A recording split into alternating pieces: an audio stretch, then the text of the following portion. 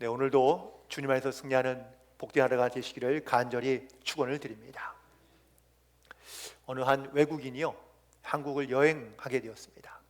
이게 부산이라는 도시에 가서 여행을 하게 되었는데, 마침 이제 시내버스를 기다리고 있는 중이었거든요. 근데 마침 그 정류장에 마침 그 부산 할머니도 같이 함께 할머니 혼자서 같이 함께 버스를 기다리고 있었습니다. 그런데 기다리던 버스가 오게 되자 할머니가 타시려고 그러는데 옆에 있는 외국인이 머뭇거리는 것 같아서요. 그래서 이 할머니가 외국인에게 친절하게 이야기했습니다.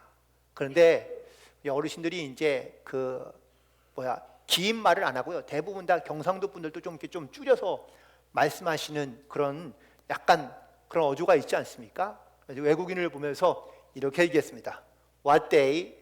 라고 이렇게 얘기했더니 이 외국인이 이 할머니가 요일을 묻는구나 싶어서 오늘 보니까 먼데이더라고요. 그래서 먼데이라고 이렇게 대답해 드렸습니다. 그러더니 이 할머니가 생각하기를 이 사람이 우리말을 좀 쓸 줄 아네? 그러면서 버스가 오니까 버스데이라고 이렇게 대답했습니다. 그러자 또 이 외국인이 이 할머니가 오늘 자기 생일이 모양이구나, 벌스데이가 있잖아요. 그래서 이 외국인이 해피 벌스데이라고 이렇게 해줬더니 할머니가 또 하시는 말씀이 좀 짜증난 거예요. 아니 해피 벌스데이 말고 시내 버스데이라고 이렇게 얘기해 줬다는 겁니다. 여러분, 전혀 소통하고 있는 건가요? 신기하게 말은 되는, 대화는 되는데 소통은 안 되는 거죠. 우리가 같은 시대, 같은 지역, 같은 문화, 심지어 같은 언어를 사용하고 있는데 여러분들, 내 가까운 사람 혹은 또 함께 있는 사람들과 소통이 잘 되십니까? 어떤 분이 그러시더라고요. 50년 살아도 소통하기가 어렵다고. 그러니까 함께 사는 부부도 사실은 잘 소통하기가 어렵다는 이야기들을 많이 합니다. 그렇다면 내가 신앙생활을 하면서 하나님과는 어떻게 소통하고 계십니까? 잘 소통하고 계십니까? 사실 우리가 살면서 잘 소통되지 않은 채 또 그냥 불편해도 그냥 그렇게 살아가는 경우들이 사실은 많이 있긴 합니다. TV 프로그램 중에 무엇이든 물어보세요 라는 이런 프로가 있습니다. 이게 보니까 벌써 한 40년 되는 장수 TV 프로그램이라고 합니다. 그런데 여기 있는 보통 이제 시청자들이 자기 궁금한 것들을 물어보면 이제 그런 것들을 대답을 해결해 줄 수 있는 정보나 아니면 다양한 어떤 그 문제들의 해답들을 이렇게 찾아주는 그런 제공해주는 프로그램들입니다. 근데 사실 요즘은 많은 분들이 이렇게 사람에게 묻거나 아니면 누구에게 멘토나 아니면 스승에게 찾아가서 문제를 해결하는 경우들은 별로 없고요. 대부분 다 핸드폰에서 문제를 해결을 찾습니다. 누구한테 물으세요? 네이버한테 묻거나 구글한테 물어보고 해답을 찾습니다. 근데 이제 보통 이런 그 포털 사이트들은 데이터를 기반으로 한 그런 어떤 정보를 제공해 주는 것에 불과하다면 요즘에는 AI 시대가 되지 않았습니까? 그래서 요즘에는 인공지능 시대, 그러면서 요즘에는요 스스로 생각해서 답을 찾아주는 그런 시대가 되었습니다. 요즘 젊은 사람들은 챗 GPT라는 프로그램을 사용합니다. 그래서 거기에서 간단한 질문이나 아니면 심지어 전문적인 어떤 지식을 요구하는 질문을 요구해도 거기에 적절한 해답들을 잘 찾아가지고 잘 정리해서 알려줍니다.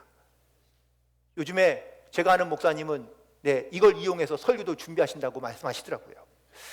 그러면은 우리의 일상 가운데 정말 우리가 궁금해하고 필요한 질문들을 우리가 잘 거기에서 해답을 얻기도 하는데, 그래서 제가 이 챗 GPT에게 물어보았습니다. 사람은 왜 사는가?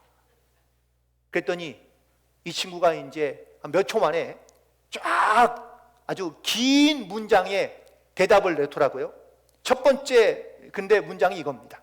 사람이 사는 이유는 다양하고 복잡하며 각자의 믿음이나 가치 그리고 문화적 기준에 따라 다를 수 있다 라고 이야기하며 사람이 사는 4가지의 이유를 정리해 줬는데, 첫 번째는 생존과 평안한 삶을 위해서 살아가는 거고, 두 번째는 자기 성장과 자기 실현을 위해서 살아가고, 세 번째는 타자와의 관계에서 인정받는 삶을 살기 위해서 살아가고, 네 번째는 그래서 세상에 영향력을 끼치는 삶을 살아가기 위해서 살아가야 한다라고 이야기하며, 결론적으로는 이렇게 결론을 맺더라고요.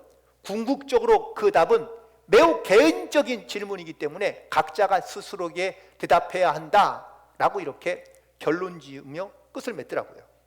여러분, 그렇다면 결론은 뭐예요? 각자 알아서 찾아라. 나도 모른다. 해답이 없다.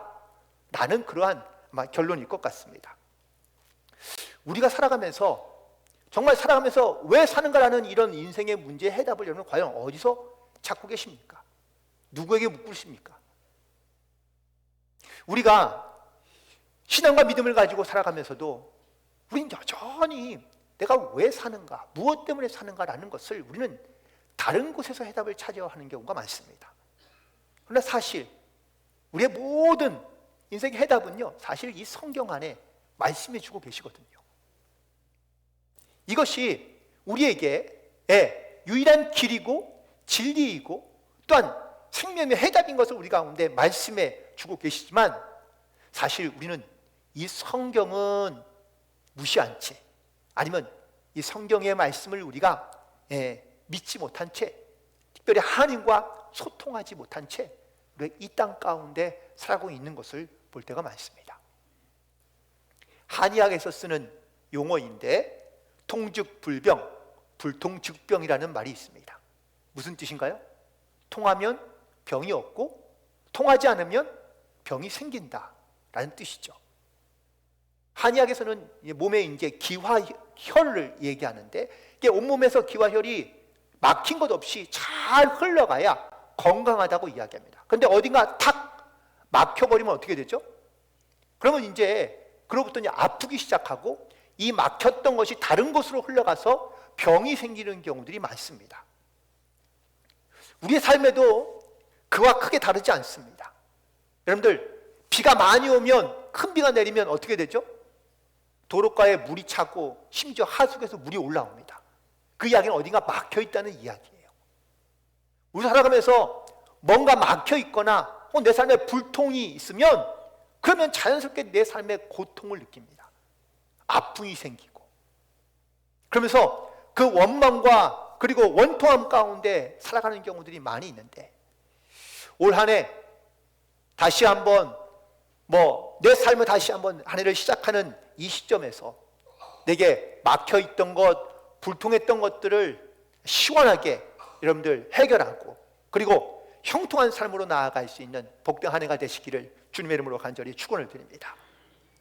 그래서 오늘 제가 설교의 제목을 불통, 소통, 형통 이렇게 말씀을 정해봤는데, 오늘 제가 이 세 가지의 말씀을 가지고 함께 은혜를 나누고자 합니다. 첫 번째, 우리는 불통의 시대를 살아가고 있다라고 이야기할 수 있습니다. 오늘 본문 1절에 있는 말씀 이렇게 말씀하고 있죠. 말세에 고통하는 때가 이르러.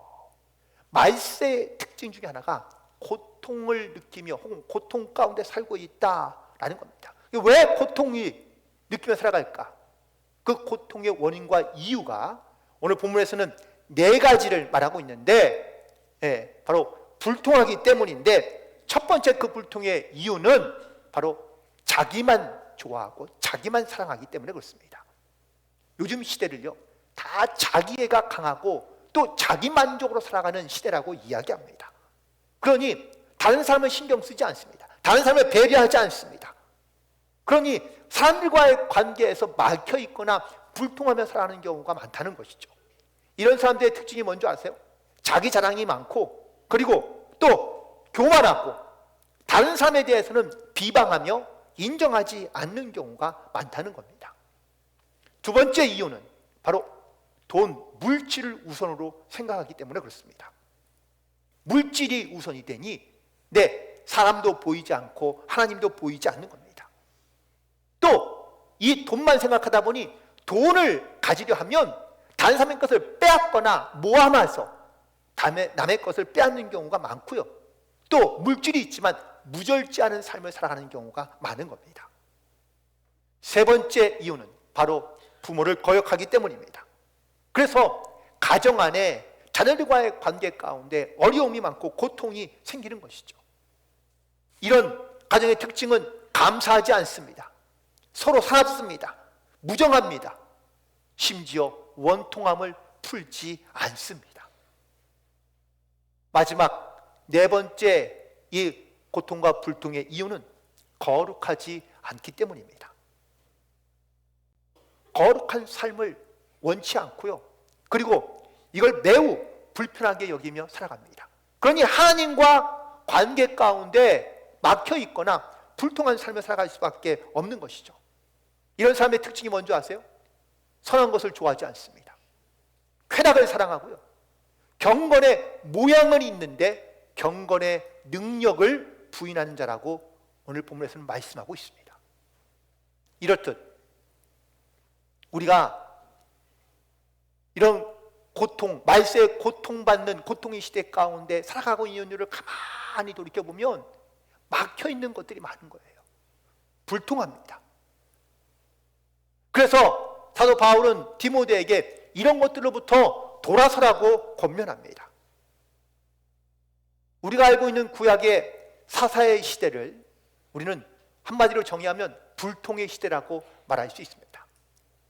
사사기 2장 18절과 19절에 있는 말씀에 보면 여호와께서 그들을 위하여 사사들을 세우실 때에는 그 사사와 함께하였고 그 사사가 사는 날 동안에는 여호와께서 그들의 대적의 손에서 그들을 구원하셨지만 그들이 대적에게 압박과 괴롭게 함을 받아 슬피 부르짖음으로 여호와께서 뜻을 돌이키셨지만 사사가 죽은 후에는 그들이 다시 돌이켜 그들의 조상들보다 더욱 타락하고 다른 신들을 따라 섬기며 그들에게 절하고 그들의 행위와 패역한 길을 그치지 아니하였다라고 말씀하고 있습니다. 사사시대의 특징은 왕이 없는 겁니다. 왕이 없다 보니 이 사사는 필요할 때마다 지도자를 자기들의 민족의 혹은 나라의 지도자를 세운 거죠. 근데 언제 필요한 거죠? 고통이 있을 때, 어려울 때, 문제가 생길 때, 그럴 때만 사사가 필요한 겁니다. 그래서 사사를 세워놓으면 사사를 통하여 막혔던 하나님과의 불통했던 관계를 먼저 해결합니다. 그리고 난 다음에 모든 관계의 사람의 문제들의 관계가 해결되기 시작하면서 하나님과 소통하기 시작하면서 다시 형통한 삶을 살기 시작하죠. 그런데 사사가 죽고 나면은요 또 그전보다 더 악한 길로 패역한 길로 들어가며 하나님과의 관계가 막히기 시작합니다. 이런 게 악순환이 되는 거예요. 그래서 이 사사 시대의 특징을 자기 소견에 옳은 대로 살았다라고 말하고 있습니다. 이 자기 소견에 옳은 대로 산다는 것이 바로 불통의 모습인 것을 보여주고 있는 겁니다. 하나님과 불통하니, 사랑과 불통하니 고통을 받고 고통 가운데 살아갈 수밖에 없는 겁니다. 자, 그래서 하나님께서 사사를 보내주실 뿐만 아니라 또 이 땅 가운데 우리가 소통하기 위하여 예수님을 보내주십니다. 하나님께서 예수님을 이 땅 가운데 보내주신 이유는 바로 첫 번째는 우리와 소통하기 위해서입니다. 우리가 하나님을 멀리하고 하나님을 떠나며 하나님의 말씀대로 살지 않기 때문에 그래서 우리 가운데 때로는 사사를 보내주시기도 하시고 또한 심지어는 자기 아들 독생자를 보내어 우리 가운데 소통하게 하기 위하여 말씀하고 있는 겁니다. 근데 예수님만 보내주신 것이 아니라 하나님께서 우리 가운데 소통하는 또 다른 방법을 주셨는데 바로 성경 말씀입니다. 이 말씀을 통하여 하나님을 알고 하나님과 소통할 수 있도록 우리 가운데 이 말씀을 주셨는데 우리가 이 말씀을 주로 어떻게 사용하느냐? 그냥 좋은 교과서나 혹은 또 뭐 배우기, 의로 교육하기에 좋은 어느 교과서 정도로만 우리가 알고 이 말씀을 보거나 이 말씀을 듣거나 이 말씀을 읽으려 한다는 것이죠. 그래서 사도 바울은 오늘 우리에게 하나님과 소통하기 위해서는 반드시 이 말씀을 우리가 알아야 한다라고 말씀해주고 있는데 그렇다면 이 성경이 기록된 이유 또한 하나님과 소통할 수 있는 가장 좋은 방법으로 성경을 주신 이유, 첫 번째 이유는 바로 하나님의 감동으로 쓰여졌기 때문이라고 말씀하고 있는 겁니다. 여러분, 여기서 감동이란 하나님의 영에 의해서 쓰여진 것을 의미하고 있는데, 즉 하나님의 영에 의해서 쓰여진, 감동에 의해서 쓰여진 이 하나님의 말씀은 그래서 하나님의 마음을 알 수 있고 하나님의 뜻을 알 수 있고 하나님의 호흡과 숨결을 느낄 수 있기 때문에, 그래서 하나님의 감동으로 쓰여졌다고 말씀하고 있는 겁니다. 우리가 하나님의 말씀을 물론 그냥 읽으면 나에게 아무런 느낌도 다가오지 않을 때도 있습니다. 하지만 어떤 때, 특별히 하나님과 내가 소통하기 시작하면 이 말씀이요, 내가 읽을 때, 들을 때 나에게 때로 찔림을 줍니다. 그게 아프긴 하지만 그 찔림을 통하여 내가 하나님 앞에 더 가까이 나아갈 수 있기 때문입니다. 또 때로는 하나님 나에게 이 말씀을 통하여 내 마음에 이게 뜨거운 마음을 주십니다. 그때 깨달음이 있고, 또한 그때 하나님의 주신 그 성령의 감동으로 말미암아 이 말씀 가운데 내가 은혜를 받으면 변화가 되고 새로워질 수 있는 겁니다.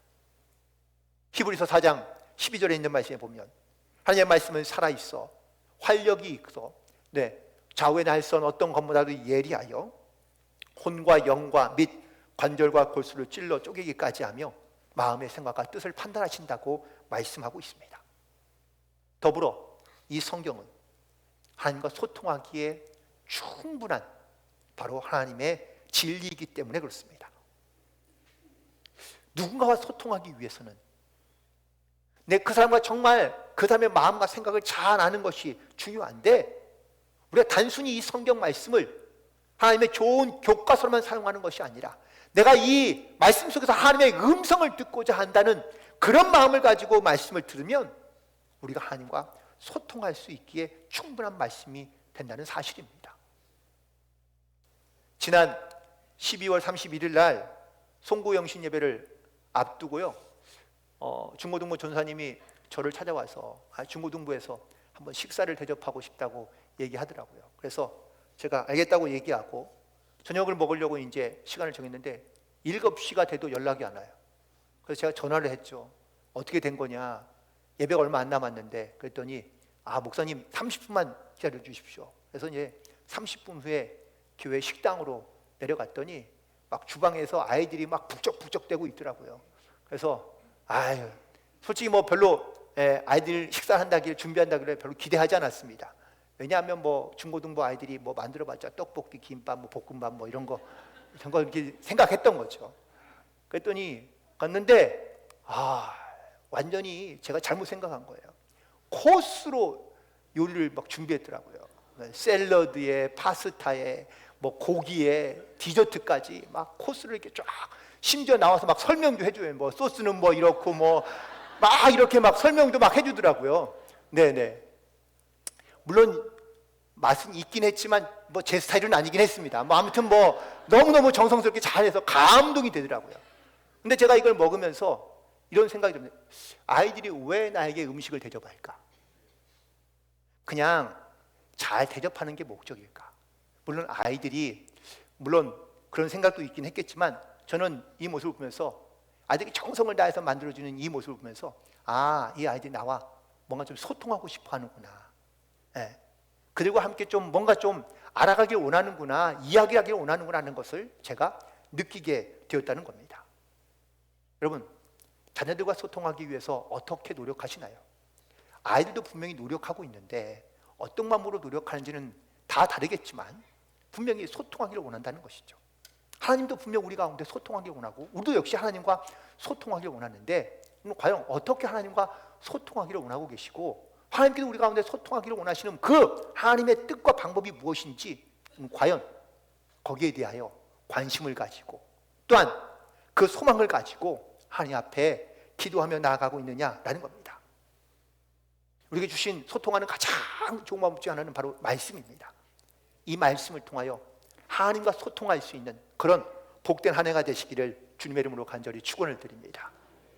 두 번째, 마지막 세 번째인데, 세 번째 이 통은 형통인데요.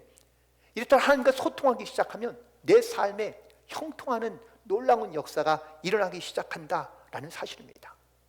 하나님께서 예수님을 이 땅 가운데 보내주셨는데, 또 예수를 믿는 자들에게는 다 하나님의 자녀가 되는 권세를 주셨다고 말씀해 주시는데, 하나님께서 그냥 단순히 우리가 소통만 하기 위해서 예수님을 이 땅 가운데 보내신 게 아닙니다. 그리고 십자가에 달려 죽게 한 게 아닙니다. 그 십자가에 달려 죽음으로 말미암아 우리를 하나님의 영원한 나라에 살게 하기 위하여, 그 형통을 누리며 살게 하기 위하여 우리 가운데 예수님을 보냈다라는 사실입니다. 마태복음 18장 18절에 있는 말씀, 여러분들 마태복음 18장 18절 하니까 외우기도 쉽죠. 올 한 해 여러분 이 말씀 한번 꼭 기억하시기 바랍니다. 진실로 너희에게 이르노니 무엇이든지 너희가 땅에서 매면 하늘에서도 매일 것이요, 무엇이든지 땅에서 풀면 하늘에서도 풀리리라. 우리가 땅에서 매어 있으면, 불통하고 있으면 하늘에서도 매어 있고 풀리지 않는다는 거예요. 하지만 내가 땅에서 풀면 하늘에서도 풀리리라 라고 말씀하고 있습니다. 결국 소통이 형통으로 이어진다라는 말씀을 우리에게 주고 있다는 사실이죠. 2007년도에 제가 라스베가스에서 목회할 때, 이때 이 이야기인데요.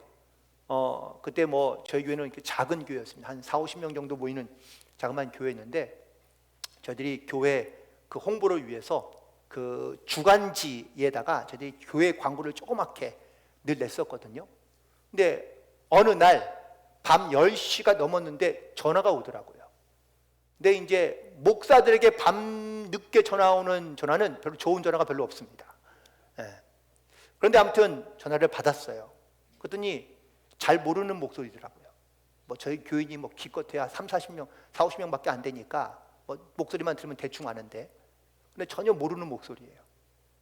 그래서 어떻게 전화했냐고 물었더니 자기가 신문에서 보고 전화했다는 거예요. 그래서 저는 너무 기쁜 마음에 저희 교회에 이렇게 좀 등록하고자 하는 건지, 그래서 저는 기대하는 마음으로 전화를 받았더니 이분이 하시는 말씀이, 자기가 지금 자기 앞에 수면제 50알 그리고 권총 하나 이렇게 딱 놓고 자살하려고, 죽으려고, 그리고 이제 총을 딱 내려놨는데, 총을 내려놓은 그 신문지 위에 저희 교회 광고가 있더래요.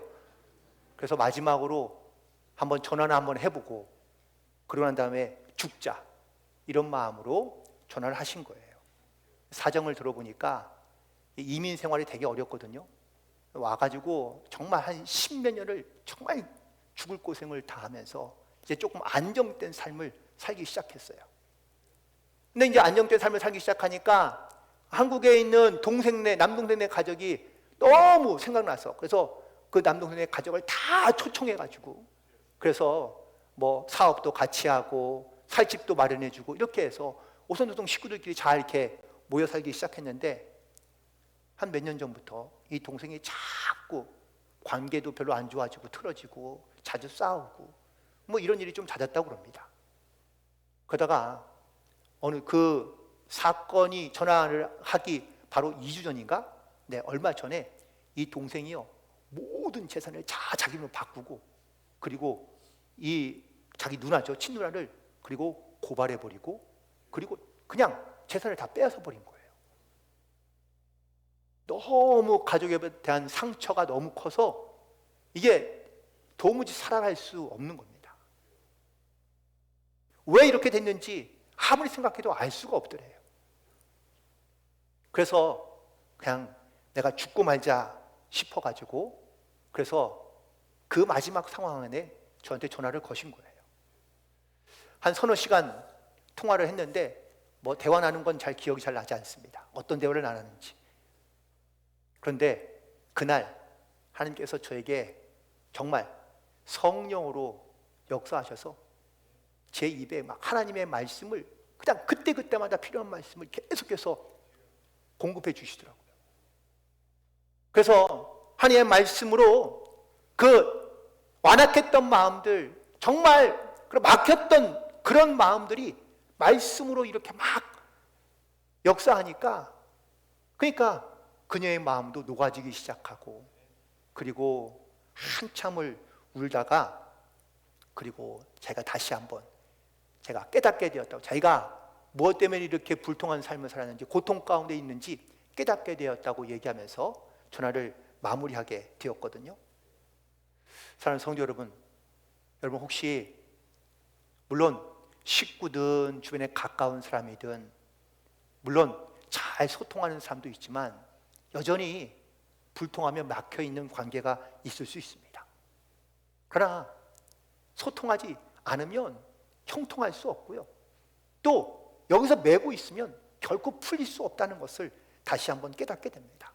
그러나 그것을 사람의 방법이나 사람의 말로 우리가 풀려하는 것이 아니라 하나님의 말씀을 따라, 그리고 하나님의 말씀에 의지하여 여러분의 모든 막혔던 것들이 소통하게 되고, 또한 소통할 때 하나님이 주시는 형통함으로 나아가게 될 줄로 믿습니다. 지금의 세상을 가만히 보면 다 하나가 되고 연결되어 있어요. 그런데 그런 어떤 지구촌 같은 그런 작은 시대 가운데 우리가 살고 있지만, 근데 곳곳마다 다 불통하고 있습니다. 전쟁과 싸움이 끊이지 않습니다. 사상과 이념의 차이, 아니면 민족과 나라의 정치와 경제의 차이, 여러 가지 많은 원인과 이유로 말미암아 불통의 시대, 고통의 시대 가운데 우리가 살고 있는 것을 볼 수 있습니다. 과연 어떻게 이 문제를 해결하고 소통할 수 있을까요? 2026년도를 새롭게 시작하면서 물론 여전히 내 안에 남아있는 이런 막혀있는 것들 혹은 불통하고 있는 것들이 있을 수 있지만, 올 한 해 정말 다시 한번 하나님의 말씀으로 다시 한번 무장하고 새롭게 되어 막혀있던 것들이 뚫어지고 또한 새롭게 변화되는 놀라운 역사가 있게 되기를 간절히 소망합니다.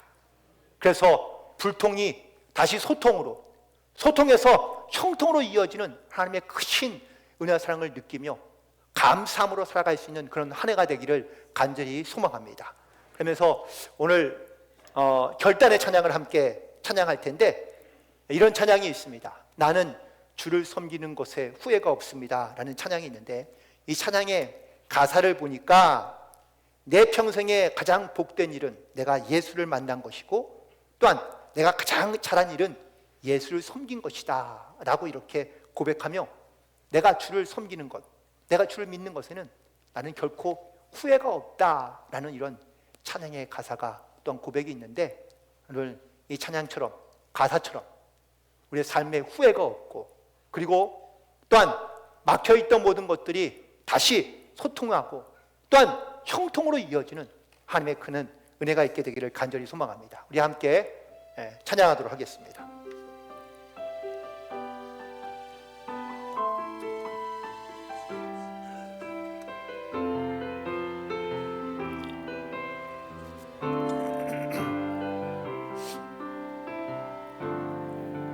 나의 평생에 가장 복된 일은 내가 예수님을 만난 것이라. 나의 평생에 가장 잘한 일은 내가 예수님을 주로 섬긴 것이라. 이 세상 살 동안, 이 세상 살 동안 내가 걷는 길이 때론 위험하여서 넘어질 때도 주의 강한 손이 나를 붙드시니 나는 예수님만 주로 섬기며 살리. 나는 주를 섬기는 것에, 나는 주를 섬기는 것에 후회가 없습니다. 내가 걸어온 모든 시간 다 주의 은혜니, 내가 걸어갈 모든 날도 주만 섬기며 살리. 오직 예수 이름 부르며 살아가. 나는 주 섬기는 것에, 나는 주를 섬기는 것에 후회가 없습니다. 내가 걸어온 모든 시간 다 주의 은혜니 내가 걸어갈 모든 날도 주만 섬기며 살리 오직 예수 이름 부르며 살아가리라. 이것이 나의 간증이요 이것이 나의 찬송일세. 나 사는 동안 끊임없이 그 주를 찬송하리. 이것이 나의 간증이요 이것이 나의 간증이요 이것이 나의 찬송일세. 나 사는 동안 끊임없이 그 주를 찬송하리로다. 함께 기도하기 원합니다. 하나님,